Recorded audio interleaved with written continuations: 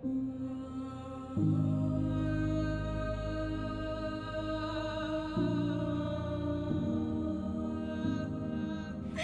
up, everybody? My name is Alice Ford. I grew up in the woods of New Hampshire in bear territory, and today I wanted to share some of my tips and tricks for dealing with not only these large animals, but some of the other large animals you may encounter when out hiking and backpacking.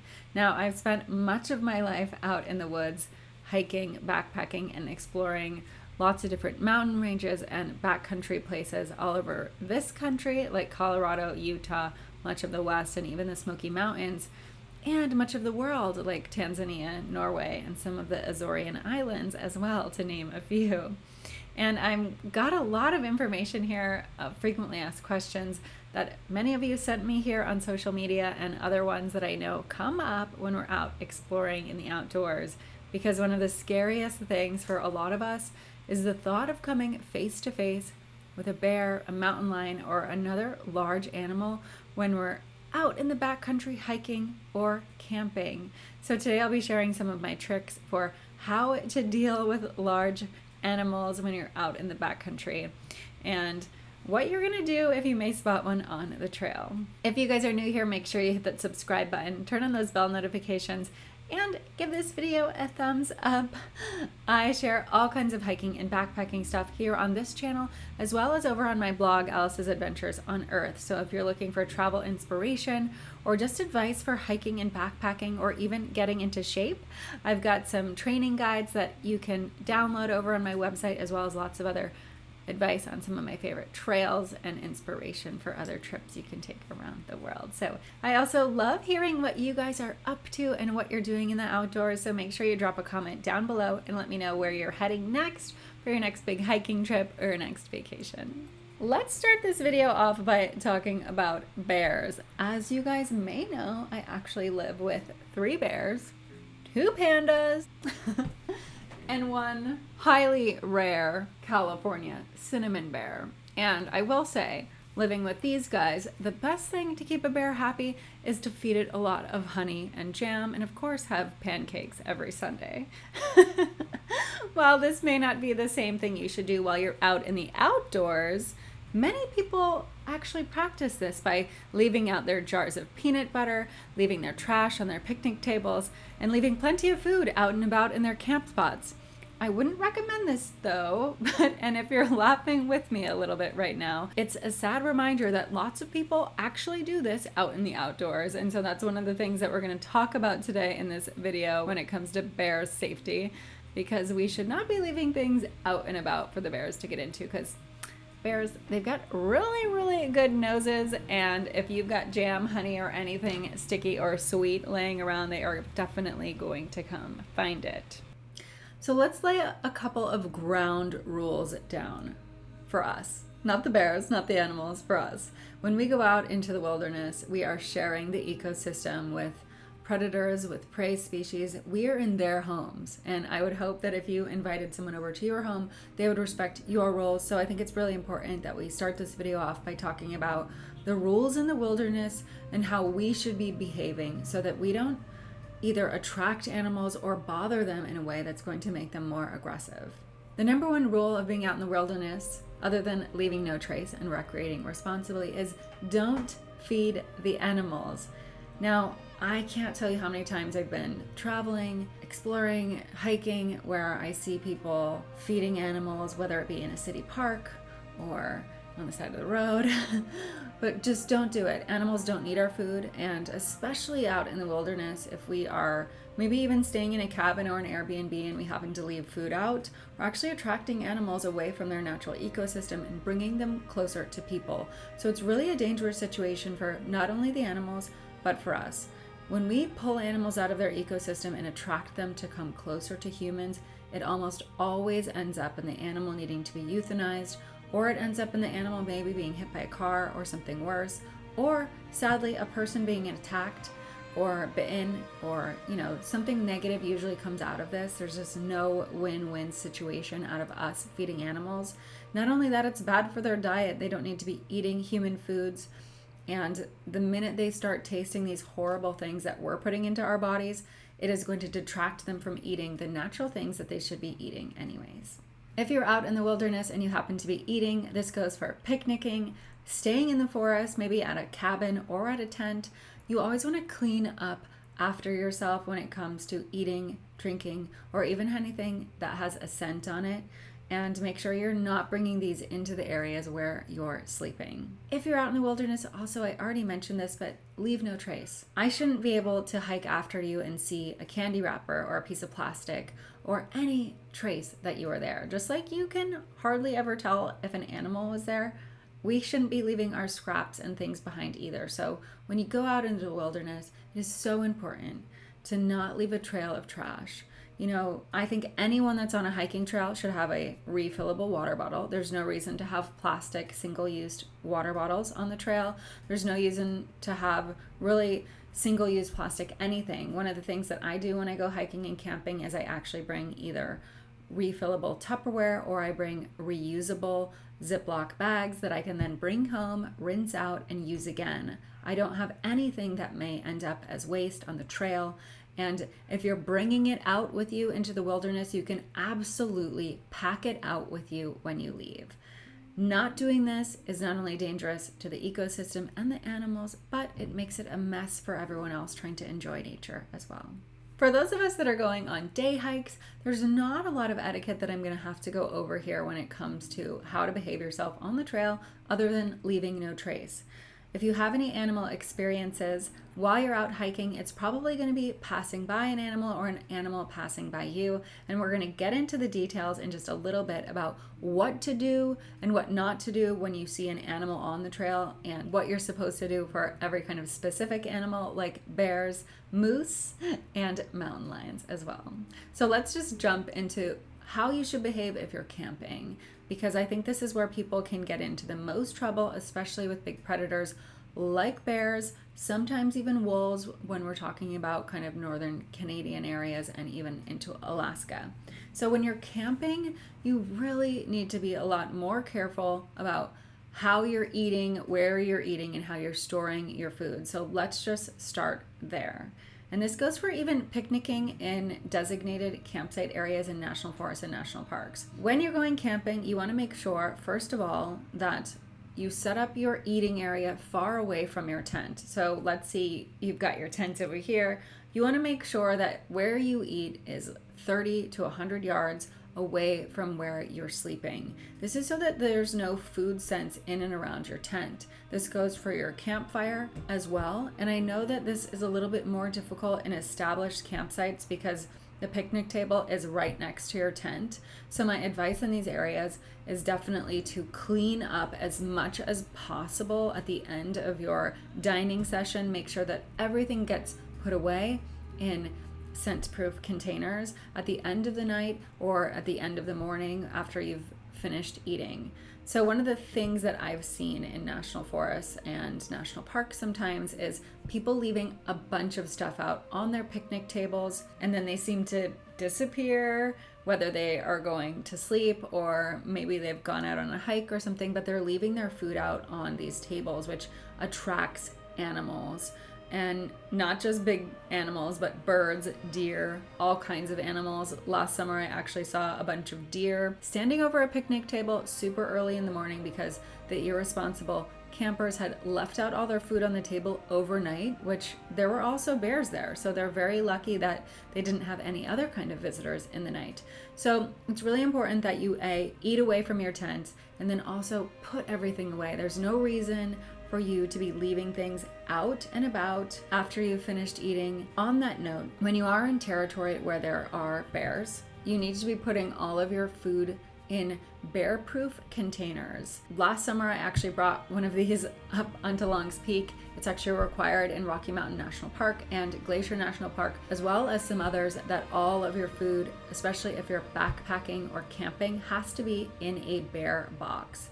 Now, these are pretty big and they're a bit hefty when you're actually backpacking, but they keep this scent from being able to be smelled by the bear. And all of your scented materials, so not just your food, but also things like sunscreen, things like toiletries, toothpaste, dental floss, all of that needs to go into these boxes, and the food should only be coming out when you're going to eat it and then back in. You also want to make sure you're wiping down any surfaces where the food touched, and yourself, you don't want to be going to bed smelling like peanut butter either. Then what do you do with that food? Well, you certainly don't bring it in your tent. When your bear box is full and you're going to go to bed or you're going to be away from camp, you want to put that bear box at least 100 yards from your tent. A good spot to put it is usually like you could put it behind some rocks, you could put it under some rocks, you could put it in an area that may be hard to get it out and roll it around, but in any case, you want it to be pretty far away from your tent. It's not just bears, marmots might try to get it. In a lot of places, you're not going to have just bears that you need to worry about, but also things like raccoons, things like mountain lions, maybe coyotes, wolves. So it's best if you are hiking anywhere or camping anywhere that there are predators, that you want to have things in a scent-proof container like this. And I also have some scent-proof bags that I have that you can put smaller items in as well and kind of cache it all together. But as I said, away from where you're camping, you do not want anything with a scent in your tent. And sadly, just a couple weeks ago, there was actually a woman in Montana that was killed in her tent. Her and her party were bike packing, and I'm going to use this sad experience as an example because they did a couple of things wrong that, had they been maybe more experienced or knowledgeable, or maybe just, I don't know if it was laziness, I am just speculating, but she would probably still be alive. Number one, this party camped in an area close to livestock. I don't know if they knew that there was livestock nearby. Someone did have some chickens, but they basically camped in a town, and a bear came by in the middle of the night. They had food in their tents, so that was rule number one that they broke. Never, ever, ever anything scented in your tent. And the bear came, apparently they scared it off, and then they took their food out of their tents and cached it somewhere else. Well, bears are habitual. They like to return to things that they are interested in, whether that be a dumpster, a dead animal, or in this case, something that smelled delicious that it thought wouldn't be that hard to maybe taste or investigate a little bit more. So these people then went back to sleep, which I don't know how you would possibly do that if a grizzly bear just came into your camp. They did, they went back to sleep, and the bear came back. Obviously, it didn't wake them up right away, and unfortunately, it did kill the woman that was alone in her separate tent. Had they stayed awake, they would have also probably gotten out of the situation. But the other thing that you want to do if a bear does come into your camp, don't go back to sleep. If you can, get up, pack up your stuff, and leave the area. Because as I just said, bears do like to return to the things that interest them. And even if you were maybe injured, it's going to come back. So you want to just get out of that area as quickly as you can. So this was a really sad occurrence in Montana. And, there are a lot more bears in the last couple of years. They are reestablishing a lot of their old territory, especially in Montana and the Northern Rockies. And with so many more people in the outdoors, there's going to be a lot more instances of people interacting with large predators. Another gentleman was actually killed while fishing outside Yellowstone National Park earlier this year as well. So it's best also to not be alone when you're in bear territory, and to make sure you're either in a group or someone knows where you are. The bottom line for camping is just to put your food away, don't leave it out, make sure it's in scent-proof containers, and just leave no trace. Be responsible when you're out in the outdoors. Animals don't want to come and interact with us, but if we attract them with things that are delicious, as I said at the beginning of this video, bears, they love honey and jam and peanut butter and cake and all these things that just smell like our favorite junk food. So if you've got those things out and about and they're not that far away, they're going to be able to smell it, and you're going to bring them closer to your camp. So just try to avoid participating in these kinds of activities and do a better job when you're out in the outdoors. All right, now that you all know how to behave better when you're hiking and camping, let's get into the nitty-gritty of this video, which is, what in the world do you do if you see a bear, a mountain lion, a moose, or even a wolf on the trail? In every case other than a moose, which I'm going to get into, do not run. Number one, I will repeat, do not run. Now, there are two main kinds of bears that you're going to come across while you're hiking. One is a grizzly bear, the other is a black bear. Now, grizzly bears, you can tell the difference between the two because grizzly bears are much bigger. They're going to be about 6 to 6.5 feet tall, where a black bear is going to be 3 to 4 feet tall. Grizzly bears are usually cinnamon or brown in color, dark or light brown. They do come in varying colors, but you're going to be able to tell the difference because of the hump on their back. If you see a bear on the trail, let's start with grizzly bears. The first thing you're going to want to do if you see a grizzly bear is let it know that you're there, but don't scare the bear. You're going to want to make some noises, wave your arms around. Hey bear, hey bear.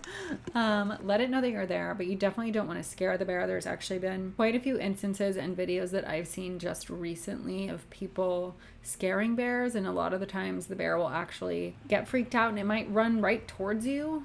So this is something that you don't want to do. Especially if you happen to, come upon a bear, just kind of slowly make some noise. Try not to startle it too much. Because a lot of the times they will charge in this instance, and if you happen to be in its way, you might get mowed down. You also never want to get between a bear and its babies. I think you've probably heard that one before, but it goes pretty much across the board for most animals. If you do find yourself in between babies and a mama bear, or just babies by themselves, know that the mother is around. Absolutely, it's probably watching you, and or it's waiting to attack you if you don't leave the area. So just get out of there slowly, keep your eyes on the bear, try and find where the mama bear is or mama animal is, and keep your eye on them as well, and just get out of that area as slowly as you possibly can. Regardless of the type of animal it is, never approach an animal. This is only going to lead to bad things, but I've seen it so many times, and it's kind of hard to believe that so many people are just like, oh, look, it's a bear, let me run after it.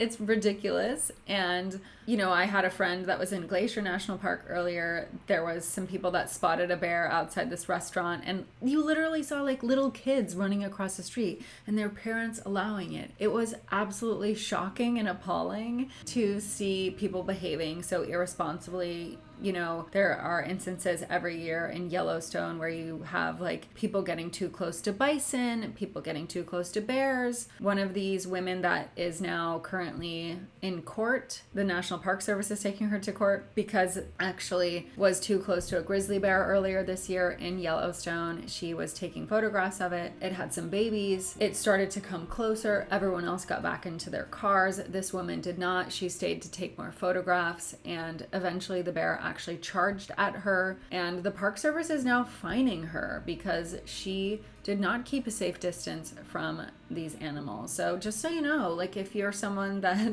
is maybe wanting to get some great shot, get a zoom lens. The Park Services are now starting to, because of social media, actually catch those of you that are very much acting irresponsibly in the outdoors. So just know that and have that in the back of your mind if you ever do come into close proximity with an animal, especially at a national park, that people are watching you and you're not going to get away with it. So just behave appropriately. Regardless of the animal, you should not be approaching it. You should let the animal go about its business and decide whether or not it wants to come any closer to you. The general rule for how close you can be with large predators is about 300 yards, which is 900 feet. And for more herbivores like elk, deer, moose, you're going to want to stay at least 100 yards away, which is 300 feet. Even over in Smoky Mountain National Park, where there's a herd of elk, people get way too close. They get way, way, way too close. And these are wild animals. I don't care if they look like a reindeer or a horse or your dog. They do not react like those animals, and you need to treat them with respect.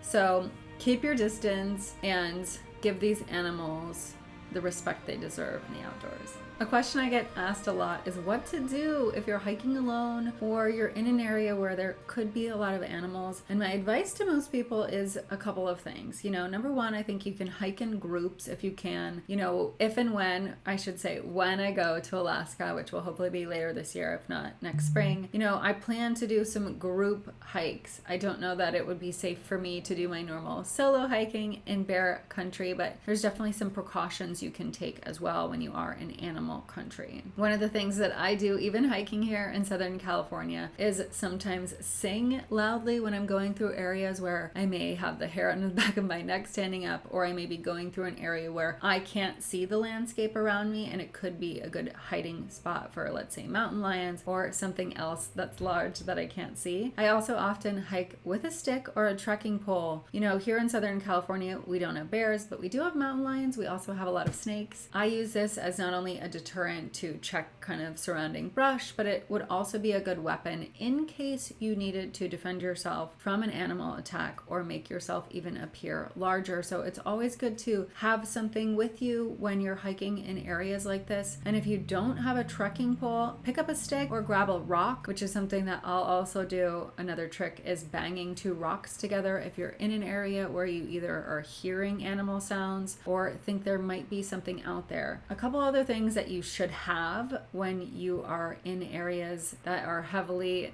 populated by bears or mountain lions or other predators. One is some sort of GPS device. I have the Garmin Mini InReach, and there is a link down below if you want to check that out. But there's also a couple other companies that make similar GPS devices. I also have a whistle, basically an emergency noisemaker. You pull it apart. I wear it right on the front of my backpack. No matter what time it is or whatever, I could pull it at any time. It makes a horrible screeching, beeping noise that would scare off most things. Now, the last thing you want for protection, and this is absolutely necessary if you are hiking alone or potentially a group leader and you're hiking out in grizzly bear territory, Canada, Alaska, much of the northern section of the West Coast in America, Montana, Idaho, parts of Washington, parts of Missouri and Minnesota, is bear spray. Now, bear spray you can either wear on your backpack, you can carry it on your hip. It does shoot about 30 feet. And you want the bear to be relatively close when you do shoot this. I'm going to get into this a little bit more in a second here, but bear spray is great to have. I've actually never used mine, but I did purchase some for my hikes last summer in Colorado, and hopefully we'll never have to use it. It works really well. I will say that. It is the best deterrent when it comes to bears, better than a gun, and depending on which way the wind's blowing, you may have to adjust which way you point and shoot, and you might have to shoot it a couple times, but it will work. And this is a great thing that you should have, or someone in your group should have if you're hiking in bear country. So if a grizzly bear actually attacks you or running after you, the best thing to actually do is to use your bear spray. So I already talked about bear spray, but bear spray, aim it at the bear. This should do the trick. If you actually hit the bear usually will run away and not want to, further continue to investigate who or what you are. So bear spray does work. It's much more effective than guns when it comes to bears as well. So it's a very, very good deterrent for bears. If the bear gets you on the ground, number one, you want to curl up into a fetal position, protect your back and your head. The bear might throw you around a little, and unfortunately, hopefully that never happens to you. But you want to play dead with a grizzly bear. Grizzly bears will eventually, if you're dead, think you're not a threat. It might leave you alone. But do know as well that a bear always comes back. Now, if a black bear comes at you, a black bear is going to try to intimidate you. They also get intimidated a lot more easily. So if you're loud, you stand up, you make a lot of noise, usually the black bear will run away from you. And if it doesn't, you can use your bear spray. The last thing with a black bear is, unlike a grizzly bear, one of the other things I didn't mention is a grizzly bear, if it's huge, you may get away with being able to climb a tree if it's a big tree, because grizzly bears, because of their size, are usually pretty poor at climbing because they're so heavy. Black bears, on the other hand, are great at climbing trees. So climbing a tree is usually not the way to go if you are being attacked by a black bear. And while these instances are super rare, they do happen on occasion. I actually have a friend that almost lost his hand from being attacked by a black bear. He was actually climbing a tree. He was actually trying to kill the bear, so kind of gotta give the bear some credit there. He actually climbed the tree. The bear climbed up right after him, swatted him, and he almost lost his hand. Still has scars to this day. And if you knew the guy, it would be a little bit funny, but hopefully that never happens to you if you guys follow these tips and tricks to staying safe out here in bear and animal country. So those are the main things with bears.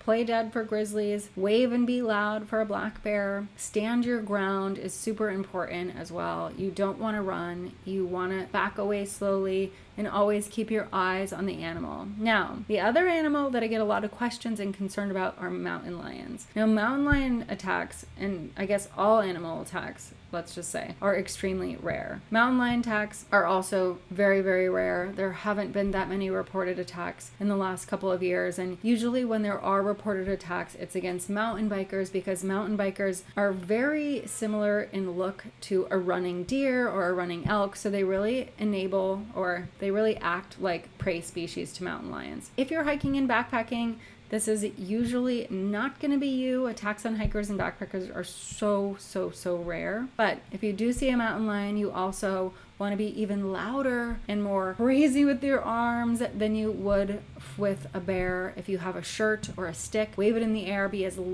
big as you possibly can be. Mountain lions will usually back off. You could also throw things at it. And with a mountain lion also, you want to look it in the eyes. Don't ever lose eye contact with a mountain lion, because mountain lions actually think of prey as not connecting with eyes. So if you can connect your eyes to it, it will think that you're another predator, and it will be more scared of you than it would another animal. This is another good tactic too. If you are attacked by a mountain lion, you want to make sure you can cover your head, the back of your neck, and your back with your arms, and fight with anything that you can. Sticks, rocks, whistles, be as loud as possible. Now, the last animal I want to talk to you guys about is kind of one you probably wouldn't expect. It's the moose. Now, you're probably thinking, oh my God, I would love to see a moose. Well, guess what, guys? There's actually more negative interactions with moose than bears and wolves combined. Moose are pretty much like the badasses of the forest, and they're huge. They're about 1,200 pounds. They can be up to 7 feet tall, and they don't take crap from anyone. My dad was actually chased by a moose many years ago when I was a kid. We were actually just went to look at it in our field. We were walking around. It was taking a nap, I think, and my dad kind of lingered after we'd all returned to the house, and a few minutes later we saw him running across the field as fast as he could and being chased by the moose. So, a couple of things to know about moose. Moose are pretty territorial. They don't necessarily like humans in their spaces, and they're also not afraid of us. You're not going to scare away a moose the way that you would a deer or an elk. And there's plenty of times during the year where moose are going to be a bit more aggressive. This is going to be the spring when they have babies, the fall when they're in rut, which is basically when the men are posturing and trying to fight each other to get the female's attention, and also even in the winter when they're hungrier and they're having to work harder to find food and water. So moose are just kind of grumpy animals, and they definitely don't want you around them, and they're obviously usually a lot deeper in the forest, and they don't see as many people as a lot of these other animals. So if you see a moose in the wild, it's best to back away. Just try to get out of there as quickly as you can. You want to keep at least 50 feet of distance between you and a moose. And if the moose starts to approach you, back away or run. This is the only animal that I'm going to tell you to run away from. But a moose usually, if it gets you away from the area that it's in, it will usually stop. So it's good to run as fast as you can. Moose run at 30 miles an hour, so they run pretty fast, but they will chase you away. And if that works, great. And then just leave the moose alone. If that doesn't work, you can also try hiding behind big rocks or trees, and hopefully the moose stops looking at you. Hopefully it forgets you're there and leaves you alone. But this is one of the only animals where you're going to have this tactic of running and hiding, because moose don't care. They're gigantic. They can stomp you to death. And if a moose does knock you over, curl into the fetal position, protect your vital organs and your head, because the moose will probably try to kick you and stomp on you, and you'll want to protect the most important parts of your body in hopes of not getting crushed to death by these massive animals. Moose are one thing. There's also, a lot of other animals in the deer species that are going to have these kind of similar seasons where they're not very happy. Mule deer are one, which you're going to see a lot in like Grand Canyon, northern Arizona, southern Utah as well. And then also elk have this rut season as well, where you're going to want to stay away from the animals. So the overall scheme of this video is just to make sure you're respecting wildlife, make sure you're giving them ample room. They don't want us in their ecosystems, and we keep encroaching on the habitat. So if you happen to see them, treat them with respect and don't approach them, don't bother them, try to behave on your best behavior. Okay, before we go, there's also a couple frequently asked questions that a lot of people have when it comes to bears. And this isn't a topic I usually like to talk about on this channel because it can definitely be a bit controversial, but it's about guns. Will a gunshot kill a bear? The answer is yes, eventually. Let's start with a black bear. Now, you're going to have an easier time killing a black bear, but you're going to have to shoot it in the head or the heart. If you have a handgun, it's not going to go down with the first shot, and I don't think most people are probably hiking with a rifle unless you are an actual hunter. But you're going to have a much easier time with a shotgun, but know that you do need to hit it in its heart to kill. It's not going to go down easily. These animals are huge. As far as a grizzly bear goes, shooting it's probably just going to piss it off. So as I've said, bear spray is the best method for deterring a bear. It's going to be much better than a gun, and you're going to have a much quicker time being able to pull that out and aim it than you would a gun anyways.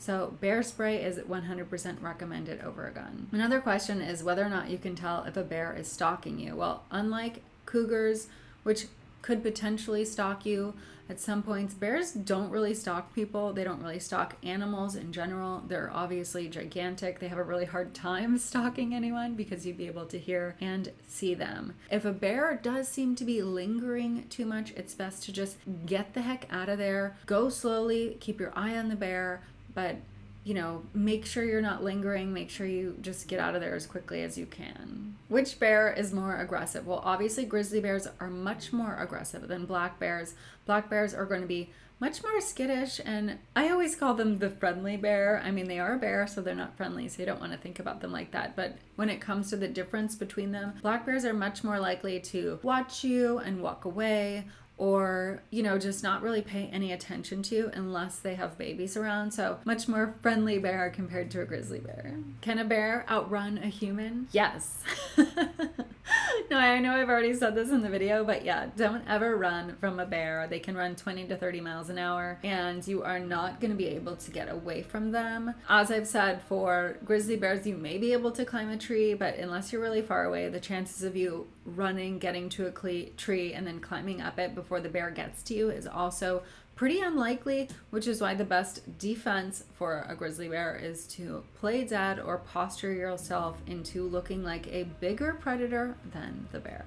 I know that was a ton of information, and I hope that you guys are going to feel better now out in the outdoors when you go out hiking or camping. It's not the animals that are being bad, it's us people. So we need to be better stewards. We need to be better behaved when we go out and share the ecosystem with the animals that have been living in it for eons. So I hope you guys learned some tips here on what to do when you're on the trail and you see an animal, how to behave better when you're camping, hiking, and picnicking while you're out in the wilderness as well. And before we go, I did want to thank today's video sponsor, Decathlon.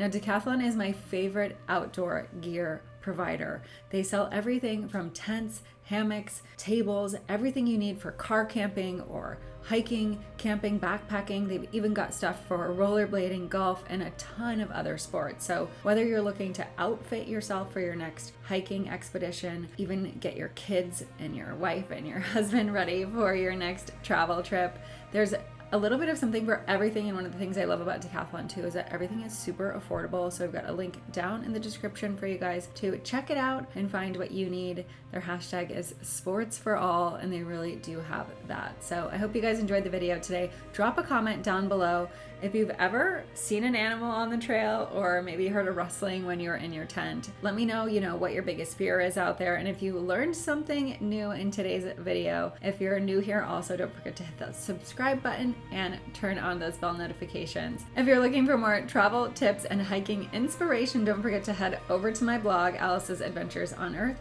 where I've got lots more information to share with you, and even some free training guides to get you in shape for any summit that you want to tackle this summer, fall, or next year. So that's all for today's. Thank you guys so much, and I will see you in the next video.